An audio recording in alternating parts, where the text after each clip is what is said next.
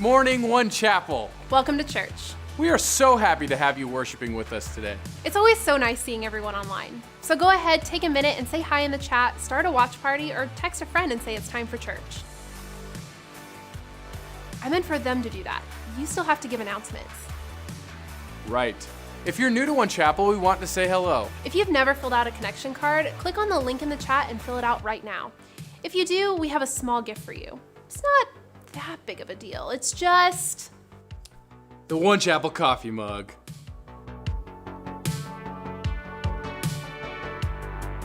Work days are coming. We had our first work day at the One Chapel Austin campus, and it was a success. We're having another work day next Saturday, July 11th from 9 a.m. to 3 p.m. We need carpenters, landscapers, cleaners, and so much more. You can sign up again at onechapel.com/home. If you've already filled out a form, you can just show up on the workday. This is an all-campus effort, so we need help across the board. We'll see you this Saturday.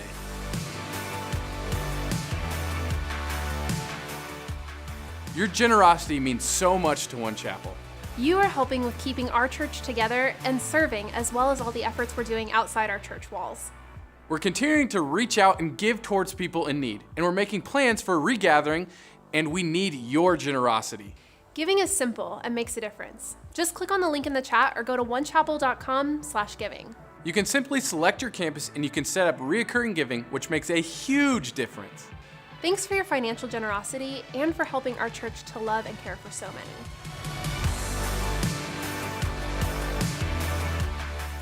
Our worship nights have been such an incredible time for the One Chapel family. Our next worship night is this Thursday, July 9th at Liberty Hill at 7:30 p.m. Then after that, we have a worship night on July 16th at One Chapel Kyle. And don't forget, we're having worship gatherings every Thursday at 7:30 p.m. at our Lake Travis campus. And remember, at all of our outdoor gatherings, we require masks and practice social distancing. You can learn more at onechapel.com. It's now time for worship to begin. We invite you to lift your voices and sing with our entire church family. Welcome to One Chapel.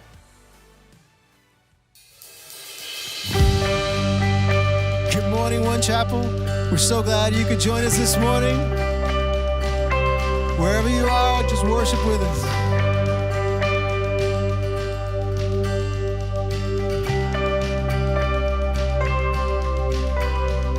Yeah, just one word, you calm the storm that surrounds me. Just one word, the darkness has to retreat. Just one touch, I feel the presence of heaven. Yeah, just one touch, my eyes are open to see. My heart can't help but believe. There's nothing that our God can't do. There's not a mountain that He can move. Oh, praise His name and make sure there's nothing that our God can't do. Just one word, you heal what's broken inside me. Just one word, and you revive every dream.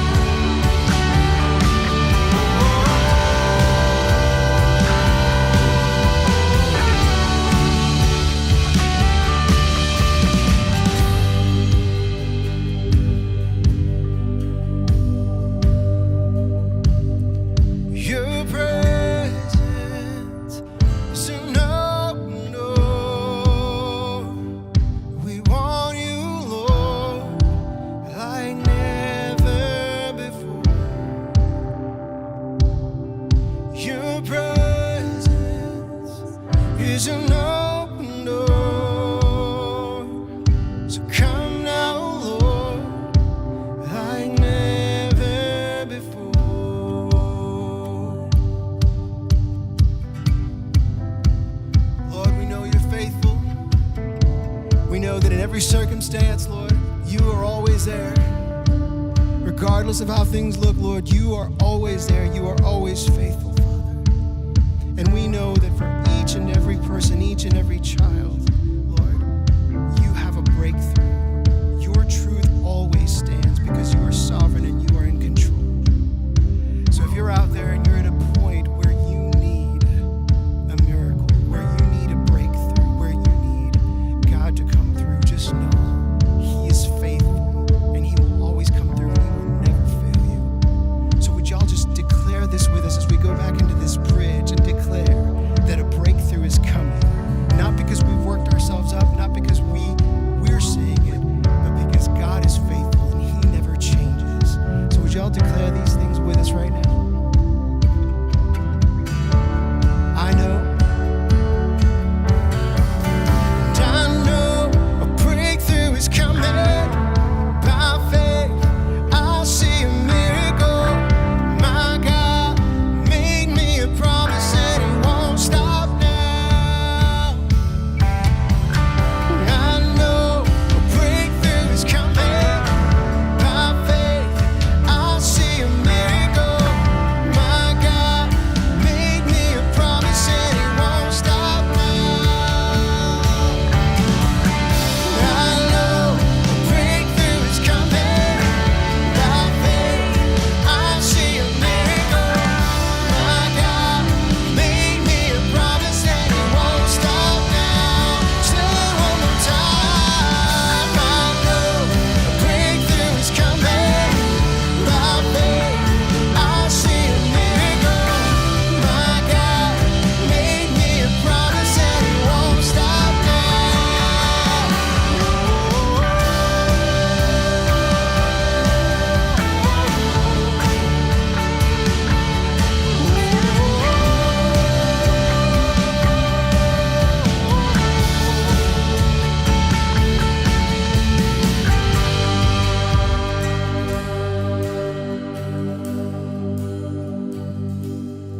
Your presence is an open door. We want you, Lord, like never before. Your presence is an open door. So come now, Lord, like never before.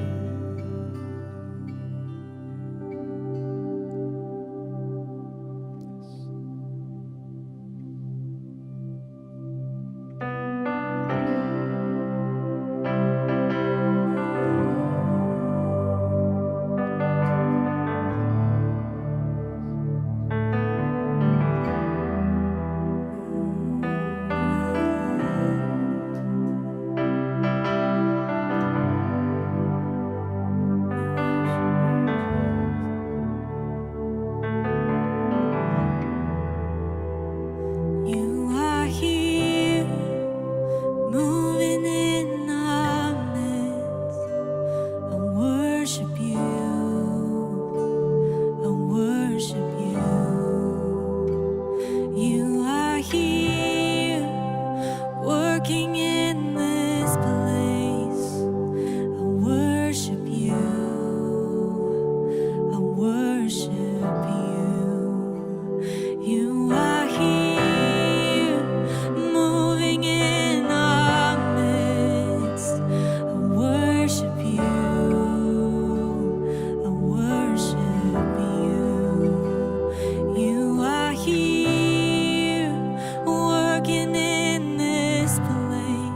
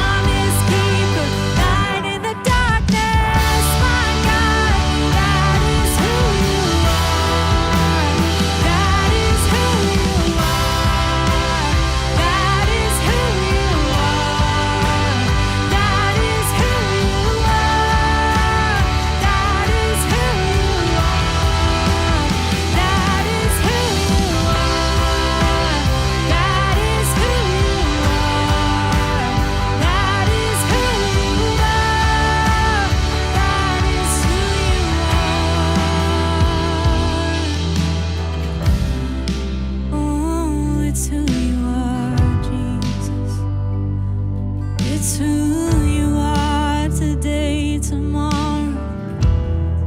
Oh, even when I don't see it, you're working.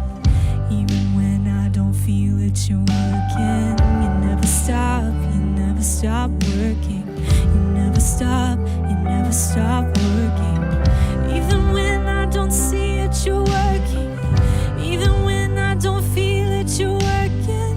You never stop working. You never stop working. Even when I don't see it, you're working. Even when I don't feel it, you're working. You never stop working. You never stop working. Even when I don't see it, you're working. Even when I don't feel it, you're working. You never stop working. You never stop, no. Waymaker, miracle worker, promise keeper, light in the darkness, my God, that is who you are. Waymaker, you are. Waymaker, miracle worker, promise keeper, light in the darkness, my God, that is who you are. That is who you are. That is who you are. That is who you are. That is who you are. That is who you are. That is who you are. That is who you are.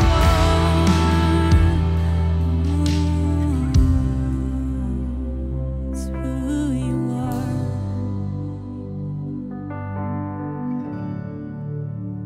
That is who you are.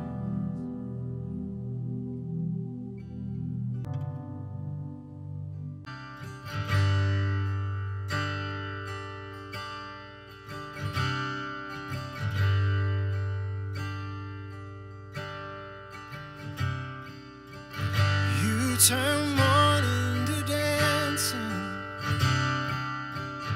You give beauty for ashes. You turn shame into glory. You're the only one who can. You turn mourning to dancing. You give beauty for ashes. You turn shame into glory. You're the only one who can. You turn graves into gardens. You turn bones into armies. You turn seas into highways. You're the only one who can. You're the only one who can.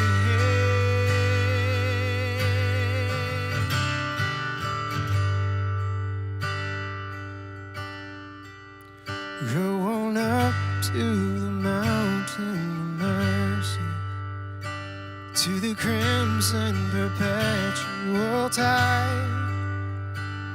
Kneel down on the shore, be thirsty no more. Go under and be purified. Follow Christ to the holy mountain. Sinner sorry, wrecked by the fall. Cleanse your heart and your soul in the fountain that flowed for you and for me and for all. At the wonderful, tragic, mysterious tree, on that beautiful, scandalous night, you and me were atoned by His blood and forever washed white. On that beautiful, scandalous night, on that wonderful, tragic, mysterious tree, on that beautiful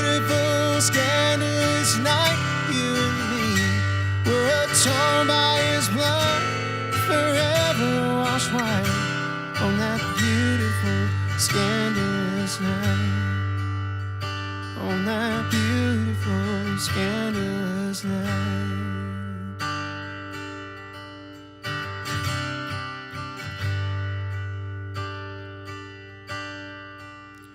Oh, there's nothing better than you. Oh, there's nothing better than you. Oh, there's nothing. Nothing is better than you. Oh, there's nothing better than you. Oh, there's nothing better than you. Oh, there's nothing. Nothing is better than you.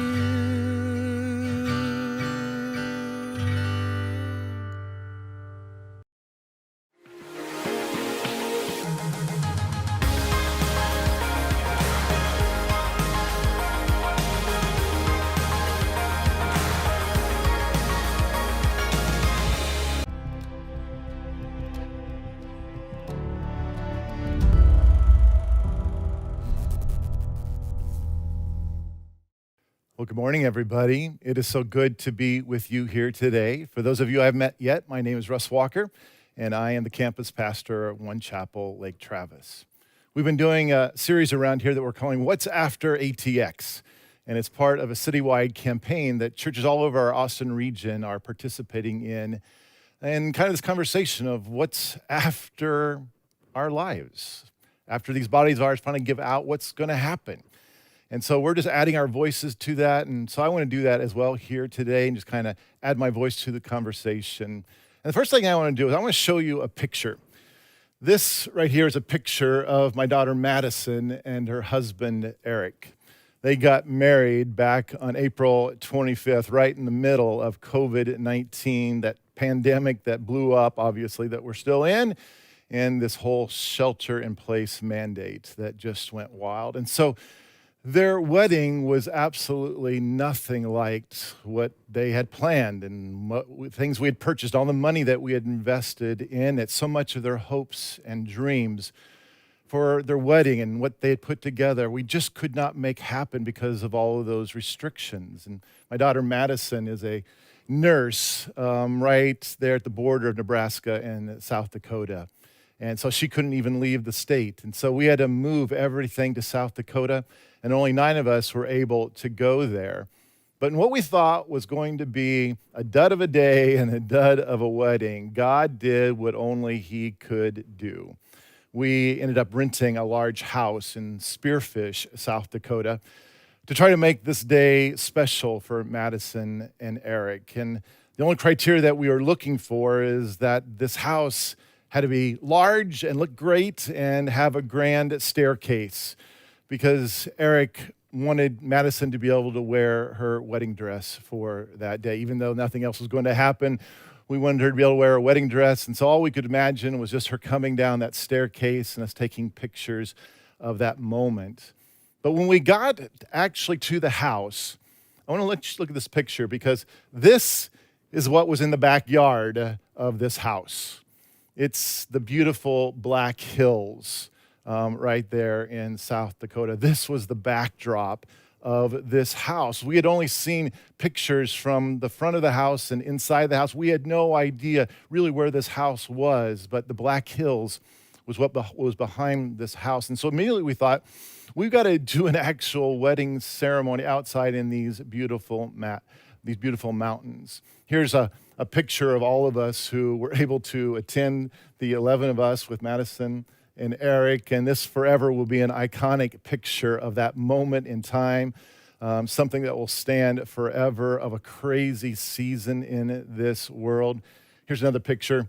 This one's just kind of a fun picture that we did, but you can kind of see the Black Hills, and we were just having fun. It ended up being a great day. And let me just show you one more picture, because I want you to look at this just a little bit.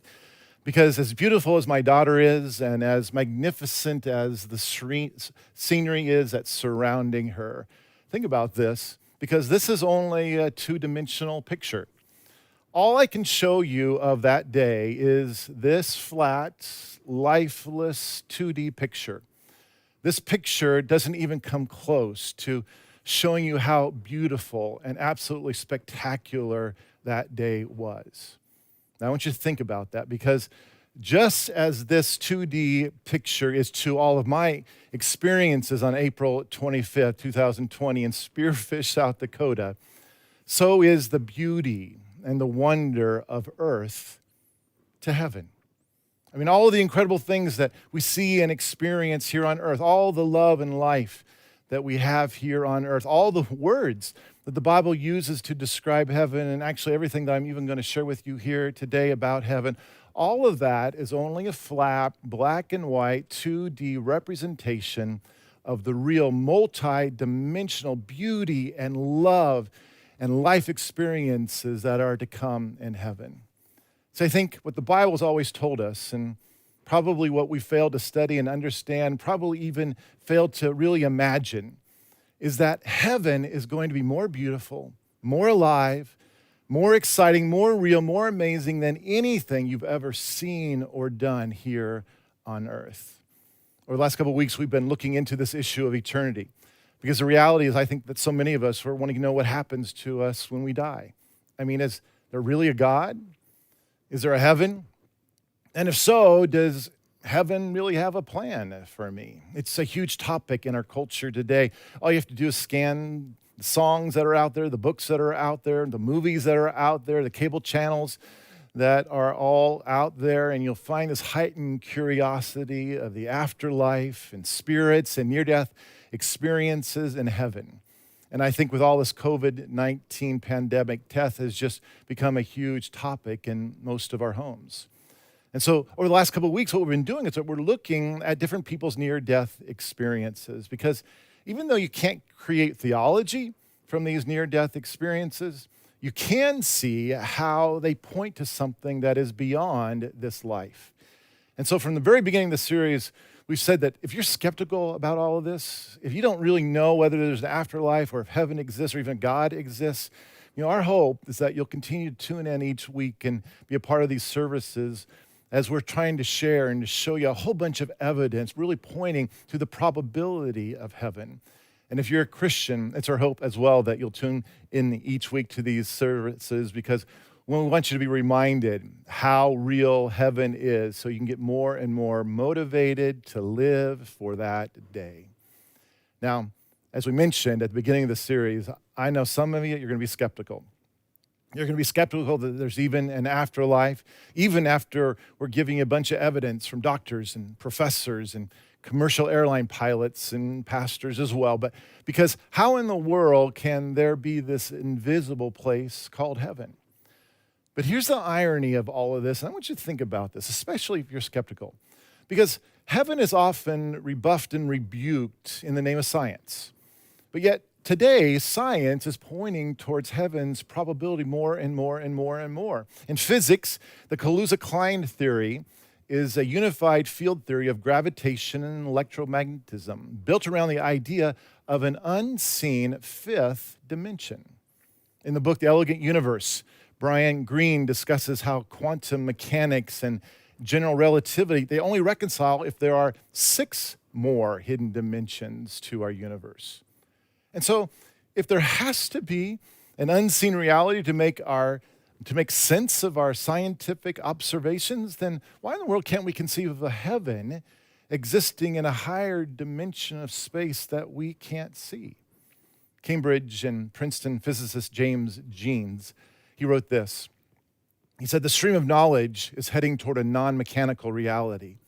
The universe begins to look more like a great thought than like a machine." I just find that so interesting.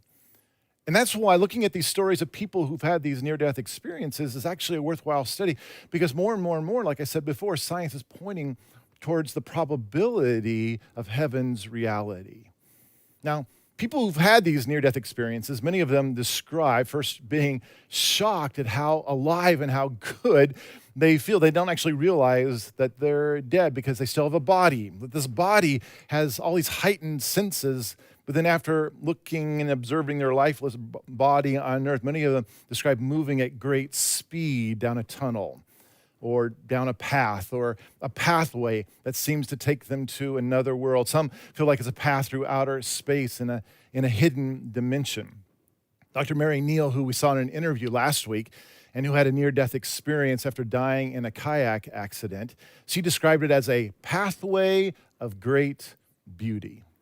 And so even though this pathway is definitely unique for each individual, the consistency for those who've had these near-death experiences is that it's a pathway that leads to a world of exquisite beauty.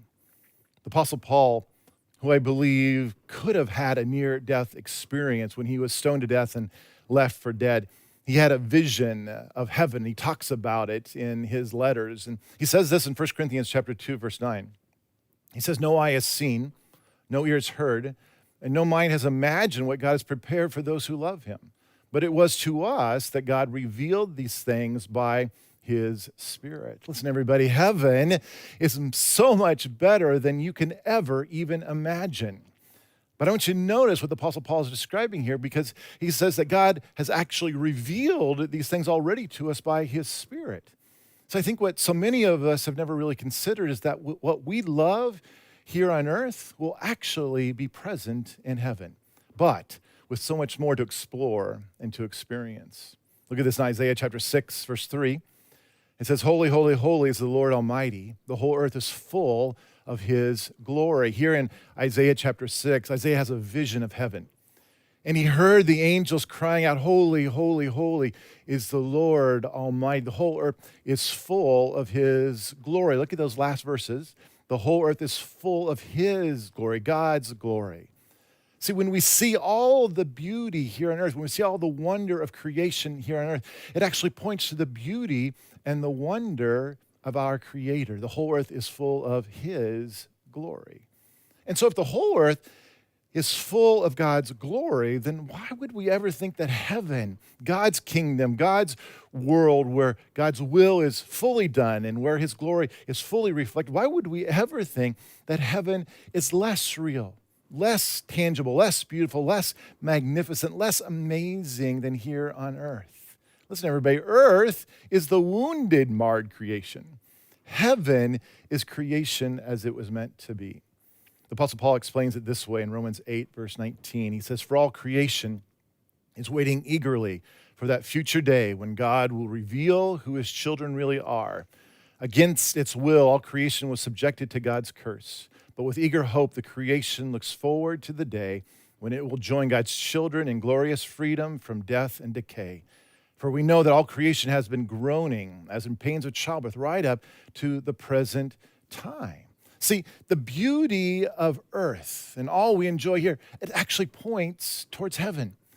But as beautiful and as amazing as earth is, this earth is far from perfect. This earth labors under famine and disease and decay and death and all sorts of destruction. This is not the place for us to live forever.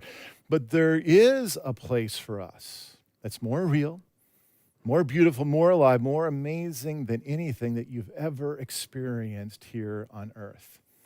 Over the last 2 weeks, we've looked at interviews from a guy by the name of Don Piper and a lady by the name of Dr. Mary Neal.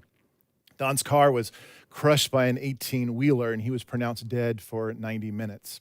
Dr. Mary Neal's kayak got lodged under a waterfall, and she was dead for 30 minutes. They both had these near-death experiences. So I want you to listen to how they describe the beauty of what they experience in that near-death experience. I want you to listen to how they describe this. Watch this. So take us back to that day. You saw the 18-wheeler come. What was the next memory you had? Well, I took my last breath on the bridge, and my next breath was at one of the 12 gates of heaven. I'm looking through the gates. I'm looking down the street. There is a river that flows from this throne, or this hill that's high and lifted up, and I know that's the river of life because we're told that it flows from the throne of God. So many of the things that we know and enjoy and love here are visible there as well. I would say this, heaven's never going to be less than this. It's always going to be more. Yeah. In heaven, It's all big. I mean, it so far transcends any words that we could come up with here. If you want to talk about meadows and flowers and beauty, and if you want to talk about Did trees. you see that? Oh yes, they're just magnificent, except that they are so brilliant and so vivid as to really defy description. So you live in Jackson Hole, Wyoming, one of the most beautiful places on earth. How did that compare to this beautiful path leading to heaven? One of the problems that I and most people had when they came back from a near-death experience is that even the most intense beauty here on earth, even the most intense love here on earth, is very, very pale in comparison to the intensity of the love and to the intensity of the beauty in God's world. Everything was far more intense. The colors were beyond anything we could ever experience here. More alive, not less than anything that we experienced here on earth. In Hebrews chapter 11, it lists people who were truly successful in God's eyes. In verse 13, it says, all these people died, still believing what God had promised them. They did not receive what was promised, but they saw it all from a distance and welcomed it. They agreed that they were foreigners and nomads here on earth. Obviously, people who say such things are looking forward to a country they can call their own.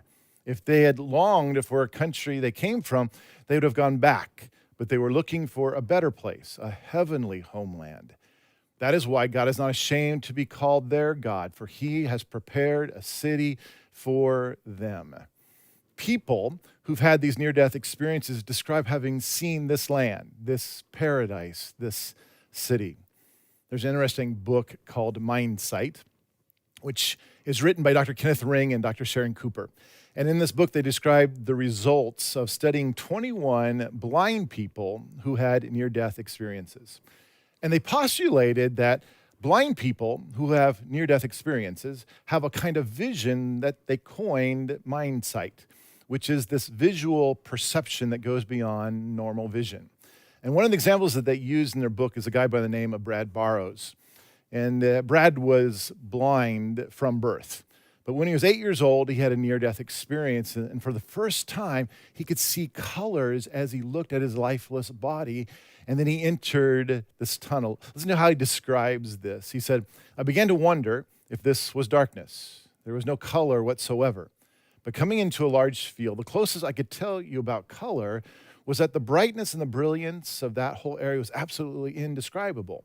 I could not distinguish fine shades of color for some reason. It's possible that I could have, but I had no vocabulary to describe it. I felt as if I might be entering another realm altogether, an unexplained dimension that I had very little understanding of. Do you see, he's grappling with trying to put words to what he saw because he had never seen before. He had been blind his entire life. And then he finds himself in this immense field stretching out before him that seems to go for miles and miles and miles. And he begins to notice huge palm trees with enormous leaves and very tall grass as well. And he said, I was walking up this field. It seemed that it's as if it was so exhilarated and so unbelievably renewed that I didn't want to leave. I wanted to stay forever where I was. There's no way that I could describe the peace and the tranquility. The weather was absolutely perfect in terms of temperature and humidity. It was so fresh, so unbelievably fresh that mountain air on earth could not even come close. There was tremendous light up there. It seemed to come from every direction. It was all around and everywhere that I happened to be looking. It seemed like everything, even the grass I had been stepping on, seemed to soak in that light. It seemed like the light could actually penetrate through everything, even the leaves on the trees. There was no shade. There was no need for shade. The light was actually all-encompassing. Yet I wondered how I could know that because I had never seen before that point. I felt like I wouldn't understand it had it happened on earth, but where I was able to accept it almost immediately. So think about what Brad saw. All light everywhere, trees and grass and fields and palm trees. See, what people describe who've had these near-death experiences is not totally different than the beauty that we see here on earth, but it's so much more alive with light and color and love that comes from God. And if you've never really read all the way through your Bible, then I'm going to show you that this actually is exactly how the Bible describes heaven. Listen to what the Apostle John describes seeing as he wrote in the book of Revelation. Revelation chapter 7, verse 9 says, "After this, I saw a vast crowd, too great to count, from every nation and tribe and people and language, standing in front of the throne and before the Lamb. They were clothed in white robes and held palm branches in their hands. And they were shouting with a great roar, 'Salvation comes from our God who sits on the throne and from the Lamb.'" Chapter 21, verse 1. "Then I saw a new heaven and a new earth. For the old heaven and the old earth had disappeared, and the sea was also gone. And I saw the holy city, the new Jerusalem, coming down from God out of heaven like a bride beautifully dressed for her husband. I heard a loud shout from the throne saying, 'Look, God's home is now among his people. He will live with them, and they will be his people. God himself will be with them. He will wipe every tear from their eyes, and there will be no more death or sorrow or crying or pain. All these things are gone forever.' And the one sitting on the throne said, 'Look, I am making everything new.' And then he said to me, 'Write this down, for what I tell you is trustworthy and true.' And he also said, 'It is finished. I am the Alpha and the Omega, the beginning and the end. To all who are thirsty, I will give freely from the springs of the water of life. All who are victorious will inherit all these blessings, and I will be their God, and they will be my children.'" And then in chapter 22, verse 1, it says, "The angel showed me a river with the water of life, clear as crystal, flowing from the throne of God and of the Lamb. It flowed down the center of the main street. On each side of the river grew a tree of life, bearing 12 crops of fruit with a fresh crop each month. The leaves were used for medicine to heal the nations. No longer will there be a curse upon anything, for the throne of God and of the Lamb will be there, and his servants will worship him. And they will see his face, and his name will be written on their foreheads. And there will be no night there, no need for lamps or sun, for the Lord God will shine on them." See, what Brad and others who've had these near-death experiences have claimed to see is exactly what the Bible describes. Light everywhere, these beautiful places of mountains and valleys and streams and trees, and beauty rivaling the most amazing places here on earth. And as Brad describes, as he approached this city in heaven, he became aware of thousands of voices singing. He said, "I remember thinking that the voices seemed to be singing in a language I'd never understood, or maybe many, many languages. The music I heard was nothing like anything I have ever experienced on earth, nor have I ever experienced." By this time, I was getting closer to the music and being absolutely fascinated by it. I wanted to join in with the music. It was absolutely precious. Within a very short amount of time, I had no idea how much time had actually elapsed, but as I was going up the hill, I came to a large stone structure. I could tell that it was stone without even touching it. They were almost like gemstones. They seemed to literally shine with their own particular light. Yet the light itself was actually penetrating right through the stones. Now again, I want you to remember, Brad's blind. He's never ever seen anything before, but yet he's describing light coming from that great wall and the beauty surrounding the city that the Apostle John wrote about. Dale Black is another person who had a near-death experience. Dale is a TWA pilot who's flown more than 17,000 hours around the globe. But Dale had a horrific plane crash that left everyone dead, including himself. He had a near-death experience, and while he was dead, he flew over this city of God. He saw it. I want you to listen to how Dale and also Dr. Neil and Don Piper describe heaven. Watch this. So in your book, you describe flying into, is it the New Jerusalem? What is it? And describe the beauty and what you saw. I get this incredible airborne view, a descending, slowing down airborne view of the city of gold. And it's a city that's walled.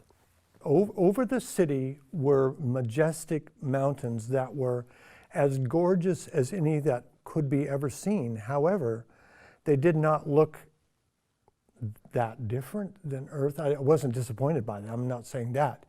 I noticed snow. So think about that. Snow. What does that mean? Atmosphere, temperature, Snow, what's that all about? I noticed flying birds later. What does that mean? These are the kind of questions I ask. Yeah. Okay, if a bird is to fly, it can't be a vacuum. I'm hearing music. What does that mean? Music can't transfer in a vacuum. It has to be in an atmosphere. There's atmosphere here in heaven. Oh, what does that mean? And you're flying, but you don't have wings. Right. I'm floating is what I would call it. I'm floating and coming in, descending. And finally, I come down and touch ground level for a while, and I'm hovering between 40 feet-ish and down. And but I recognize later, oh, there was gravity there. There is gravity. There is atmosphere. There's water. There are animals. Inside the city, I could see, we'll start from foreground to back, if you like. I could see the townships, as I called them, homes that people lived in, homes that were likely to be created for the people of heaven. Interestingly enough, they struck me by not so much the size as the architecture. I know nothing about architecture at all. I still don't. But I recognize that there was something divine about the architecture of the buildings. There were small, what we would call like condos here. There were single family residences that we would call here. There were huge palaces. And I could see that, but and this is all inside the wall? On the other around. side of the wall. I saw none of this. And how big is this city? I mean, can you tell? I could not tell, other than it was beyond the horizon both directions. There's countryside inside, so that it's gorgeous, beautiful, all of the adjectives times 1,000. So coming up to this dome structure, maybe, was it a city? Could you tell? Was there something inside? Was there an entrance into it? There was an entrance. It was a big arched entrance and a wide threshold. What did that look like, that entrance? Well, similarly, it was almost like these blocks were seemingly solid looking, woven together with love, which is describe. nonsensical. But you were aware of a structure, yes, an arch? It seemed structural to me. And was there, the gate of heaven or a gate? It wasn't, well, there wasn't a gate. It was just an archway. Yeah. And I would say again that if I had any inclination that I was coming back, I would have tried to make more mental notes, because many of the questions are the same questions that I ask myself now. And I will say that I was able to see many, again, people, angels, spirits, I'm not sure, very busy. And I don't know what they were doing. Inside the archway? Inside. They were all very busy. I don't know what they were doing, but they were doing something and clearly doing God's work. Well, the gate is quite large. The gate itself, the entrance is small, and the wall is very thick, but you can actually see through it. So I'm looking over these people, and I can see through it. And there appears to be this massive boulevard that really kind of bisects the city, and it is made of gold. But gold that is so pure you can see through it. It's. What do you mean? Well, you can actually see through the gold. It's gold and it's visible and tangible, but it is pure. Now, we can't imagine that here because gold on earth is one of the densest metals we have. But in heaven, it's so pure you can see through it. So you can see under it. You can see even the roots of trees and things like that. There are trees there. In fact, the tree of life is there that we were not able to eat of here. We can eat of it. So it's just an incredibly awesome, overwhelming, bustling place. It's not a boring place. There aren't any cherubs sitting around on clouds playing harps. This is an active, exciting, thrilling place. And at this magnificent gate, a very large wall, very thick wall, and there's a gate, and it looks like the inside of an oyster. It's a gate made of pearl. Really quite dazzling, very brilliant, very beautiful. It almost looks like it's pulsating with life, except I know it's the light reflecting off the gate that makes it look that way. The arch and the tunnel was the same substance. It was not stone, but it was in the stone. But What was the substance? the substance was pearl. It looked like liquefied pearl. And when the light from the throne room, that's the only light that there is, emanated through, it just bounces off the pearl. There's no shadows, and there's no darkness at all, and there's no need for unnatural or artificial light. And it is a sight to behold, and welcomed me to go through it, but I couldn't go through it at that time. In Revelation 21, verse 9, the Apostle John wrote, "Then one of the 7 angels who held the 7 bowls containing the 7 last plagues came and said to me, 'Come with me, I will show you the bride, the wife of the Lamb.' So he took me in the Spirit to a great high mountain, and he showed me the holy city, Jerusalem, descending out of heaven from God. It shone with the glory of God and sparkled like precious stone, like jasper, as clear as crystal. The city wall was broad and high, with 12 gates guarded by 12 angels. And the names of the 12 tribes of Israel were written on the gates. There were 3 gates on each side, east, north, south, and west.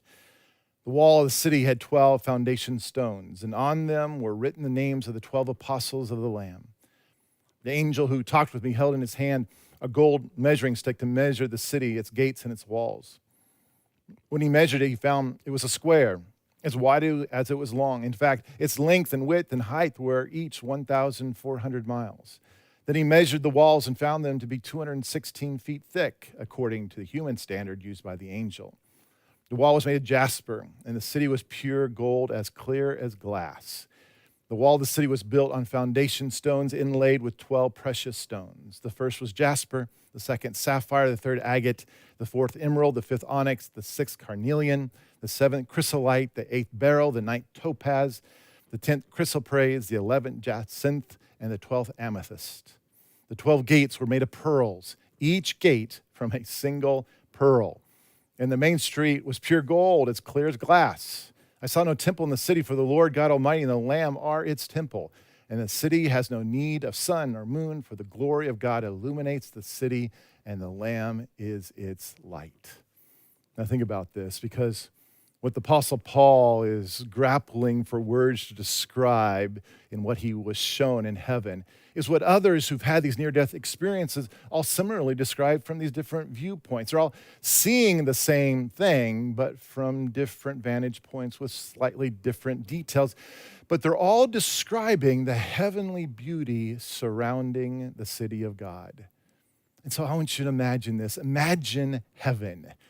Imagine how fun and how adventurous and how exhilarating it's going to be to explore God's creation in all of these new dimensions. Now, one last thing before we finish here today. Because last week we talked about how heaven is all about relationships. And when you turn and put your faith and trust and hope in Jesus, we have these relationships then forever. Heaven's about relationships. But I noticed something in our small groups this past week, because a lot of you were asking about your pets. Will our pets be in heaven with us? Some of you, I think, are more interested in whether or not your pets are going to be in heaven with you, rather than whether your family members and your friends are going to be in heaven with you. I'm not really sure what to say about that. But will animals be there in heaven? Well, the prophet Isaiah, he tells us this in Isaiah 11, verse 6. "In that day, the wolf and the lamb will live together. The leopard will lie down with the baby goat. The calf and the yearling will be safe with the lion, and the little child will lead them all. The cow will graze near the bear. The cub and the calf will lie down together. The lion will eat hay like a cow. The baby will play safely near the hole of a cobra. Yes, a little child will put its hand in a nest of deadly snakes without harm. Nothing will hurt or destroy in all my holy mountain, for as the waters fill the sea, so the earth will be filled with people who know the Lord." And so it seems pretty clear to me that animals are going to be in heaven too. Now, as fun as that topic is, I'm sure for some of you, the really important thing that I want you to see about all of this is that heaven is all about God making all things new. It's about returning to the Garden of Eden. It's about stepping into the harmony and the beauty of creation that God intended right from the beginning of all of this. And it's all possible because of Jesus. Jesus came to pay the price to lead us back to God and into this harmony with creation. Look at the very next verses here in Isaiah chapter 11. Because right here after Isaiah paints this picture of heaven's harmony coming together in all of creation, look at what Isaiah prophesies in verse 10. He says, in that day, the heir to David's throne, and so that's the Messiah, the heir to David's throne, will be a banner of salvation to all the world. This is what Jesus came to do. He came to bring us salvation, to bring you, to bring me into salvation, which is the reason why God's so persistent in your life. He wants you to experience salvation. He wants you to be with him for all of eternity. The nations will rally to him, and the land where he lives will be a glorious place. In that day, the Lord will reach out his hand a second time to bring back the remnant of his people, those who remain in Assyria and northern Egypt, and southern Egypt, Ethiopia and Elam, and Babylonia, Hamath, and all the distant coastlands. He will raise a flag among the nations and assemble the exiles of Israel. He will gather the scattered people of Judah from the ends of the earth. Now, I want you to stop and think about what the prophet Isaiah is prophesying here. This is a prophecy that goes all the way back to 740 BC. And I want you to think about this because the God who promises heaven's beauty, the God who promises creation's harmony, the God who promises the redemption of every single one of us, the God who promises to send us this Messiah who will save us so that we can spend eternity with God, is the same God who promised to bring the Hebrew people back together in their homeland of Israel. And listen, everybody, in 1948, that's exactly what happened. Before 1948, Israel wasn't a nation. Israel hadn't been a nation since 70 AD when Jesus prophesied that the Jewish people would be scattered to the nations of the world. But yet in 1948, miraculously, Jewish people from all over the globe returned and Israel became a nation overnight. Nothing like this has ever happened in the history of our world. Please listen to this. God did this as a very clear, tangible, historical, verifiable sign to show us that he is real and that heaven is real and that he wants us to seek him. He wants you to seek him and he wants you to come home. Listen, everybody, heaven is going to be an absolutely amazing place and we have so much to look forward to. I want to pray for you right here, right now. And so wherever you are, would you just stop what you're doing? Maybe even close your eyes wherever you are, maybe in that room or in that chair. Would you just stop and just close your eyes here? Because I want to pray for you here. Because I know that for so many of us, these past 4 months have completely disrupted almost everything in our lives. And when there's a shaking that happens in our lives, it can leave us completely disoriented.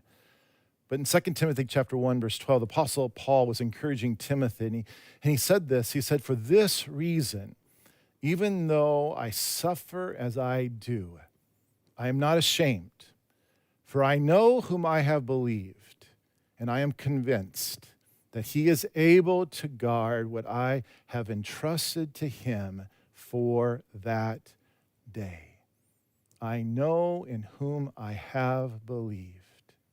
I know in whom I have believed. In other words, Paul had an anchor to his soul, an anchor that was rooted in a relationship with Jesus and the promise of heaven. When your eternity is settled, even when your world is being turned upside down, there can be a steadiness to your life, an anchor to your soul. And so, are you really seeking God?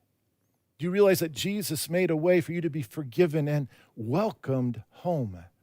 Are you living for God? Are you living your life for the only beauty, the only country that will last forever? Maybe if you were honest with yourself, maybe you're just saying, I've lost that eternal perspective. I've lost the eternal perspective of even God's faithfulness to me. I've lost that eternal perspective that this world is not my home, but that heaven is my home. I want to pray for you right now. And so, Father, I pray for every person who's hearing my voice right now.